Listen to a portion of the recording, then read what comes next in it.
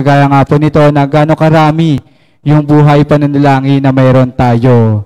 Tulad ng alam natin, ang pananalangin ay hindi isang bagay na ginagawa natin dahil mayroon tayong oras na natitira. Kaya nga po yung pananalangin ay nagbibigay o ito yung nagbibigay ng pinakamalagang oras sa ating Panginoon. Tignan po natin kung paano kahalaga yung buhay pananalangin at kung paano nga po ito nagsisilbing buhay sa ating buhay pananampalataya. Kaya nga po, what is prayer? Katulad nga po sa nakasulat sa diksyonaryo, ang panalangin nga po ay isang pagnalangin sa Diyos para matupad yung mga naisin ng bawat isa. What does the Bible say about prayer? Mateo 18 verse 8 hanggang 19, basahin po natin. Tandaan din ninyo, kung ang dalawa sa inyo ay nagkasya dito sa lupa sa paghingi ng anuman, ito'y ipagkakaloob sa inyo ng aking Ama na nasa langit. 19. Sapagkat saan man may dalawa o tatlong nagkakatipon sa pangalan ko, naroon akong kasama nila. Kaya nga po yung pananalangin, ito nga po yung binabanggit sa Biblia na kapag ang isang anak nga po ng Diyos ay humingi ng isang bagay sa ating Diyos Ama sa langit ng buong puso sa lupa. Therefore, you must first receive your Father's forgiveness and restore your intimate relationship with God. Kaya nga po, paano po tayo makakatanggap ng kasagutan?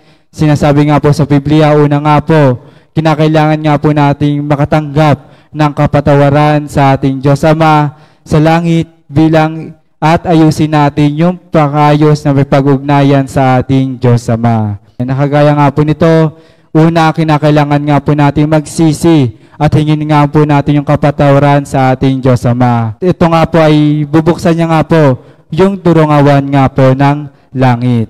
Kaya nga po ano naman po yung sinasabi ng ating Panginoong Hesus patungkol nga po sa pananalangin. At bilang paghalimbawa nga po nito, yung pananalangin nga po ng ating Panginoong Jesucristo, na kahit nga po siya ay anak ng Diyos at hindi na nga po niya kinakailangan manalangin, subalit inumpisa niya nga po yung pagmiministeryo niya. Sa madaling araw, siya nga po ay nanalangin at tinatapos nga po yung pagmiministeryo niya sa pamagitan nga din po ng pananalangin. Marcos 1 verse 35, madaling araw pa'y bumangon na si Jesus at nagpunta sa isang lugar na walang tao at doon ay nananalangin siya. Nakagaya nga po nito, kahit nga po gaano kaabala yung ating Panginoon Jesucristo, siya nga po ay gumigising na madaling araw at pumupunta nga po sa tahimik na lugar at doon nga po siya nag-uumpisa ng pananalangin. Na sa makatuwid, dapat din tayong maghandog ng isang panalangin na ipinagkakatiwala ang ating pang-araw-araw na buhay sa ating Panginoon o isang panalangin na sumasalamin sa ating pang-araw-araw na buhay. Kaya nga po isang araw nang bumalik si Jesus mula sa pananalangin, ang isa sa kanyang mga alagad ay nagtanong sa Panginoon, Panginoon, turuan mo kaming manalangin, kung paano itinuro ni Juan Bautista sa kanyang mga alagad na manalangin. At pagkatapos nga po noon, ay itinuro nga po ni Jesus sa kanila ang isang panalangin na tinatawag na panalangin ng Panginoon o the Lord's Prayer. Kaya nga po, ano nga po ba dapat nating hingin sa ating Diyos Ama? Bagamat ang bawat isa po sa atin ay may iba't ibang pangailangan at kahilingan.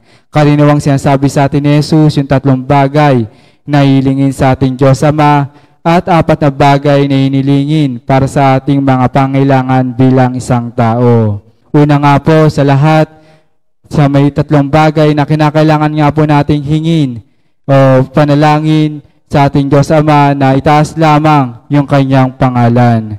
At pangalawa nga po, dapat tayong manalangin na dumating ang kaharian ng Diyos. Nang dumating si Jesus sa mundong ito, ang mundong ito ay nahulog na sa mga kamay ng dyablo. Na alam naman po natin, ang sanlibutan ay pag-aari o kinokontrol nga po ng mga dyablo at Satanas. Juan 12 verse 31, panahon na upang hatulan ang mundong ito. Panahon na rin upang hatulan ang pinuno ng mundong ito. Kaya nga po, ng sanlibutan ito nga po ay pag-aari po ni Satanas na siyang dyablo, na kinakailangan nga po na huwag po nating sundin yung daloy nga po ng sanlibutan, kung ano man po yung ginagawa ng mga makamundong mga tao. Na gano'n man ipilit sa atin ng mga makamundong tao na gawin itong mga bagay na ito, kapag sinabi nga po ng ating Diyos na huwag gagawin yung nakasulat sa Biblia, kinakailangan huwag po nating gagawin. Unang Juan 2 verse 15 hanggang 16, basahin po natin. Huwag ninyong ibigin ang sanlibutan o ang mga bagay na nasa sanlibutan. Ang umiibig sa sanlibutan ay hindi umiibig sa Ama.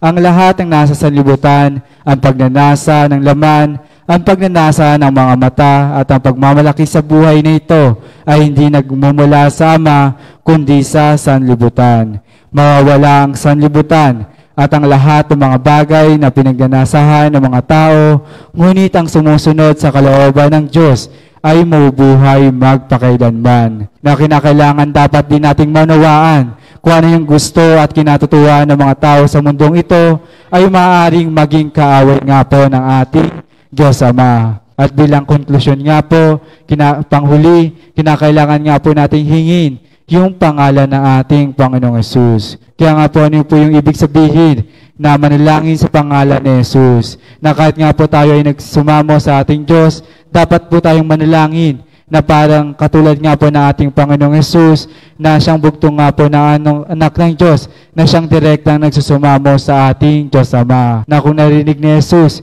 yung ating ipinapanalangin, dapat nating suriin kung ito ba isang bagay na maaari nating hingin sa ating Diyos Ama. Juan 16 verse 24, bilang huling versikulo, sama-sama po nating basahin.